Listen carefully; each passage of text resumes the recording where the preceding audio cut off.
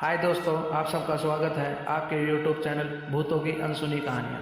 आज जो ये मैं कहानी आपको बताने जा रहा हूँ यह है ब्लड मैरी की कहानी। चलिए अब बढ़ते हैं आज की कहानी की ओर। इंग्लैंड की राजगद्दी साल 1509 से लेकर 1547 तक हेनरी के हाथों में हुआ करती थी। राजा हेनरी की कई पत्नियां और एलिजाबेथ व मैरी नाम की दो बेटियां थीं। इनमें से मेरी राजा की पहली पत्नी की बेटी थी। राजा हेनरी को मेरी ज़्यादा पसंद नहीं थी, इसीलिए वो उसके साथ बुरा व्यवहार करता था। मैरी महल के नौकरों के साथ महल का काम करती थी। अगर मेरी कुछ कह भी दे तो राजा उसकी बात नहीं मानता था। सन 1547 में जब राजा हेनरी की मृत्यु हो गई तो उसकी प्रजा के अनुसार 16वीं शताब्दी के दौरान हेनरी की पहली बेटी मैरी को इंग्लैंड की राजगद्दी दे दी गई। वह इंग्लैंड की रानी बन गई। उस समय इंग्लैंड के हालात अच्छे नहीं थे।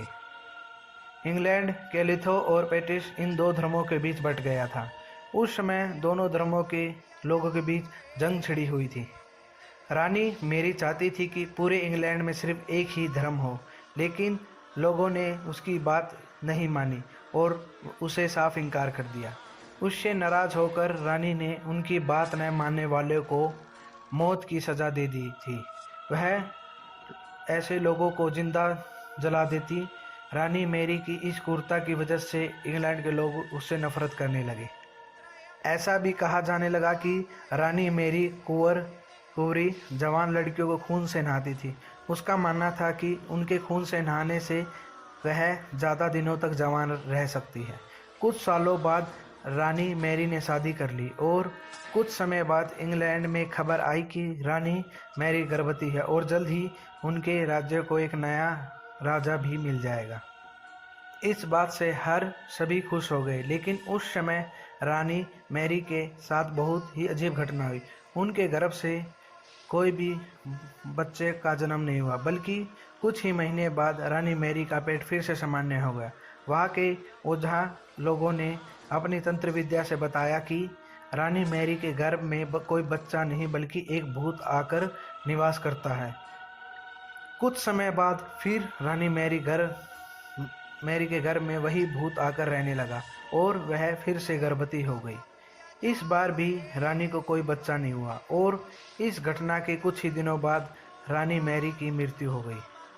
इसके बाद मैरी की छोटी बहन एलिजाबेथ को इंग्लैंड की राजगद्दी पर बिठाया गया और एलिजाबेथ इंग्लैंड की नई रानी बन गई। रानी मैरी की क्रूरता की वजह से इंग्लैंड के लोग उसे एक निर्दयी औरत मानते थे। वही जब उसके घर में बच्चे की जगह एक भूत निवास होने लगा तो लोगों ने उसे श्रापित भी करार दे दिया और इसी वजह से लोगों ने ब्लड मैरी का नाम दिया। कुछ दिनों बाद लोगों का यह मानना था कि ब्लड मैरी को रात के 3 बजे शीशे के अंदर देखा जाता है, और यह सच है या झूठ है पर पता नहीं, लेकिन ये बात उठी तो है। कहानी से सीख। ब्लड मैरी कहानी हमें यह सीख देती है कि अपने निजी विचारों व सोच को लेकर दूसरे लोगों पर दबाव नहीं बनाना चाहिए।